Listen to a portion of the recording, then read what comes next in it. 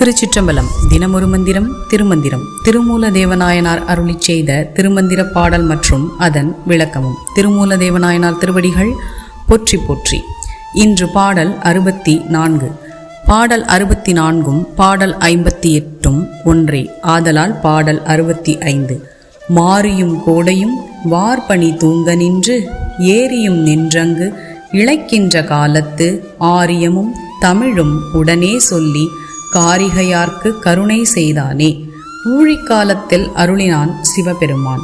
பராசக்திக்கு ஆகம பொருளை சிருஷ்டி தொடங்கும் முன் ஊழிக்காலத்தில் வடமொழியிலும் தென்மொழியிலும் உபதேசம் செய்தருளினார் சதாசிவமூர்த்தி.